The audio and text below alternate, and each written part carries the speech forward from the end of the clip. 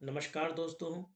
आज हम बात करेंगे हाथ में पाए जाने वाले 15 ऐसे रेखाओं और चिन्हों के बारे में जो आपको बनाती है धनवान, जो दिलाती हैं आपको मान सम्मान प्रतिष्ठा। तो दोस्तों कमेंट करके बताइए कि 15 में से कौन सा रेखा और चिन्ह आपके हाथ में मिल रहा है। चलिए शुरू करते हैं। तो सबसे पहले हम शुरू करते हैं अंगूठे के दूसरे पर्व से। यदि अंगूठे के दूसरे पर्व में इस तरह की गहरी रेखा दिख रही हो तो जातक को शादी के बाद धन प्राप्त होता है। रेखा जितनी गहरी और स्पष्ट होगी, धन लाभ शादी के बाद उतना अच्छा माना जाएगा। चलिए बात करते हैं अब दूसरे संकेत के बारे में। यदि अंगूठे के तीसरे पर्व पर इस तरह के स्टार का चिन्ह मिलता है तो शादी के बाद उसे अवश्य धन प्राप्त होता है। मैंने ज़्यादातर देखा है कि जातिकाओं के हाथ में, महिलाओं के हाथ में ही यह संकेत फलदायक होता है। पुरुष के हाथ में यदि इस तरह का स्टार या तारे की निशान हो तो वो फलदायक इतना शुभ नहीं होता है। या बोल सकते हैं कि स्त्री के हाथ में इस तरह के स्टार के सूचक धन के संकेत विवाह उपरांत जरूर प्राप्त होते हैं। चलिए अब बात करते हैं तीसरे धन संकेत की। यदि मस्तिष्क रेखा के प्रारंभ में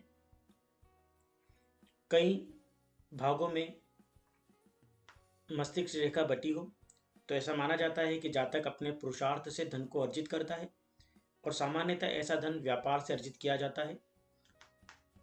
यदि मस्तिष्क रेखा हथेली के पार निकलती हो या लंबाई लिए हो तो ऐसा व्यक्ति अपने व्यापारिक बुद्धि से काफी धन अर्जित करता है।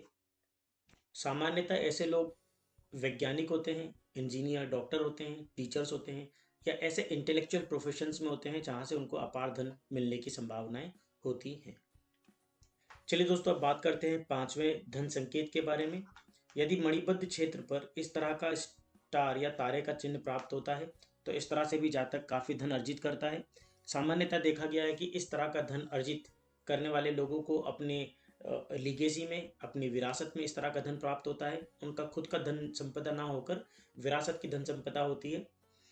कहने का मतलब ये है कि ऐसे व्यक्ति को धन या तो जमीन जायदाद के रूप में मिलता है, खुद का बंगला दादाजी का या हमारी पुरानी पीढ़ियों के जो बंगले या ज़मीनें होती हैं वो उनको प्राप्त होते हैं।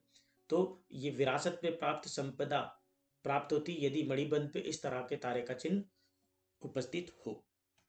अब बात करते हैं छठे धन संकेत के बारे में।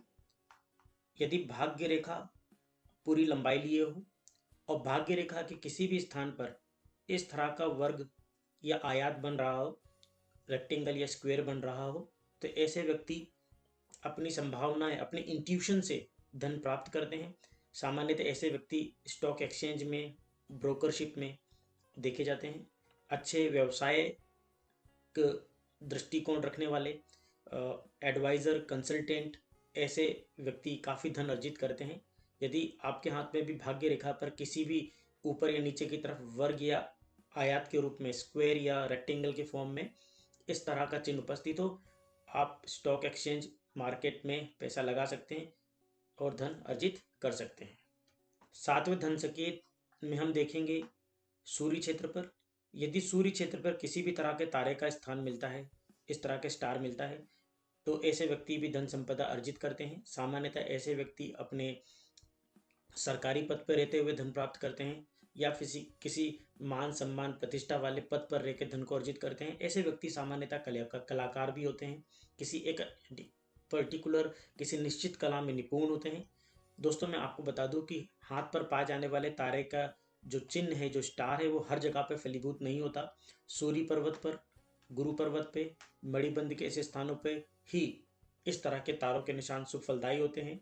इसमें एक नेगेटिव बात भी बोलना चाहूँगा कि यदि यहाँ पर तारे या स्टार का चिन्ह होता है तो व्यक्ति को थोड़ी मानसिक परेशानियां होती हैं।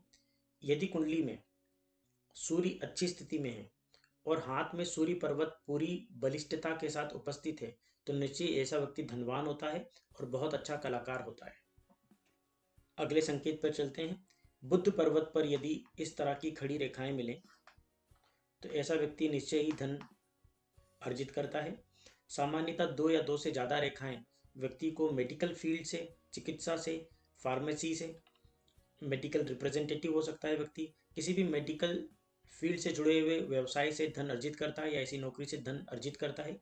यदि कुंडली में बुध अच्छी स्थिति में और बुध की महादशा चल रही हो, साथ ही ये हाथ में बुध पर्वत पूरे उभार लिए हो और इस तरह की 3 रेखाएं मिलती हो, तो निश्चय ही ऐसा व्यक्ति काफ़ी अच्छा चिकित्सक या डॉक्टर देखने में आता है और ऐसे व्यक्ति अपने जीवन काल में काफ़ी धन अर्जित करते हैं, साथ ही मान सम्मान प्रतिष्ठा भी लेते हैं। ऐसे व्यक्ति काफ़ी अच्छे बोलने वाले होते हैं। ऐसे व्यक्ति अच्छे वक्ता, अच्छे गायक भी होते हैं। यदि हथेली पे इस तरह की रेखा उपस्थित हो जो बुध पर्वत तक जाती हो और साथ ही अगर अंतिम छोर पर रेखा में उस तरह का विभाजन हो जाए, तो ऐसे व्यक्ति भी धन अर्जित करते हैं। ऐसे व्यक्ति बहुत अच्छे व्यापारिक दृष्टि रखते हैं और ऐसे व्यक्तियों का इंट्यूशन व्यापार को लेकर, पैसों को लेकर इनकी समझ काफ़ी अच्छी मानी जाती है। ऐसे व्यक्ति स्वस्थ होते हैं जीवन में और ऐसे व्यक्ति व्यापार से, इंपोर्ट एक्सपोर्ट से, प्रोडक्शन से, सेल से पैसा काफ़ी अर्जित करते हैं। चलिए अब बात करते हैं हमारे अगले 10वें धन संकेत के बारे में। दोस्तों, अपोलो फिंगर अर्थात अनामिका उंगली पूरी लंबाई लिए हो या वो जुपिटर फिंगर से लंबी हो, तो ऐसे व्यक्ति अपने इंट्यूशन से काफ़ी धन अर्जित करते हैं।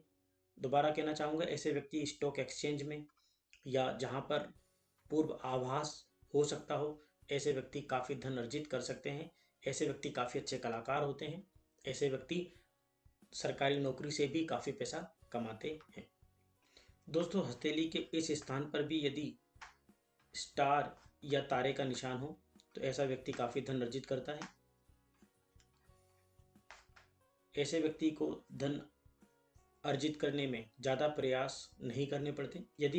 यदि स्पष्ट रूप से देखा जाए तो इस तरह का जो स्टार या तारे का चिन्ह है, ये मस्तिष्क रेखा, आपकी भाग्य रेखा एवं बुध पर्वत की तरफ जाती हुई रेखा के मध्य बनता है। तो ऐसे स्थान पर बनने वाले इस तारे के चिन्ह से काफ़ी धन अर्जित करता है व्यक्ति, और ऐसा व्यक्ति पूरे भाग्य का साथ मिलता है और ऐसे व्यक्ति को धन कमाने में ज़्यादा मेहनत नहीं करना पड़ती। कि ऐसा कह सकते हैं कि ऐसा व्यक्ति अपने कम प्रयास से काफ़ी धन अर्जित करता है या भाग्यशाली होते हैं धन के मामलों में। आगे बढ़ते हैं। यदि जीवन रेखाओं से निकलकर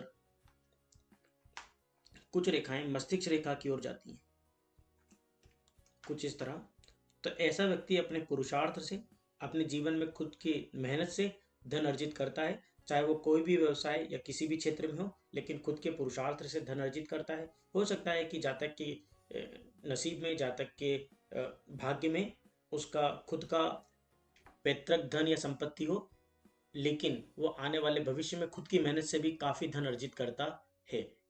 तो दोस्तों, चलते हैं 13वें धन संकेत के बारे में। यदि भाग्य रेखा के समांतर काफ़ी अन्य रेखाएं चलती हों, इस तरह से यदि भाग्य रेखाओं के समांतर और भी रेखाएं चल रही हों, तो ऐसे व्यक्ति भी काफ़ी धन अर्जित करते हैं और ऐसे व्यक्तियों को धन अर्जित करने में उनका भाग्य का सपोर्ट, भाग्य का सहायता मिलती है। ऐसे व्यक्ति कम प्रयास में ज़्यादा धन अर्जित कर पाते हैं। चलिए आगे चलते हैं। दोस्तों, यदि गुरु उंगली या हम कह सकते हैं तर्जनी उंगली के निचले पर्व पर इस तरह की रेखाएं देखने को मिलती हैं, तो जातक अपने जीवन में काफ़ी धन अर्जित करता है। कि ऐसे व्यक्ति के दुश्मन काफ़ी होते हैं।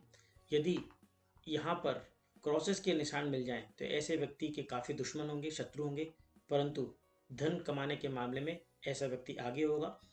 इसके बारे में एक बात और कही जाती है कि यदि इस तरह की लाइनें जातक की हाथ में पाई जाती हैं, तो ऐसे व्यक्ति को अपनी विरासत में काफ़ी पैसा मिलता है। खास तौर पर अपने पिता की संपत्ति में काफ़ी धन प्राप्त होता है।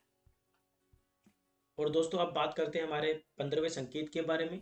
ये काफ़ी कम हाथों में मिलता है, लेकिन यदि ये संकेत आपके हाथ में है तो निश्चय ही आप एक अकूत धन संपदा के मालिक हैं। दोस्तों, कैसे बनती है यह संकेत, देखते हैं। यदि आपके हाथ में भाग्य रेखा, मस्तिष्क रेखा और इस तरह से बुध पर्वत की ओर जाती हुई रेखा है, साथ ही यदि आपके हाथ में शुक्र पर्वत पर तारे का चिन्ह है और एक रेखा यहाँ से होती हुई इस त्रिभुज की ओर जाती है, तो इस तरह के संयोग पाए जाने वाले हाथ में धन कुबेर कहा जाता है।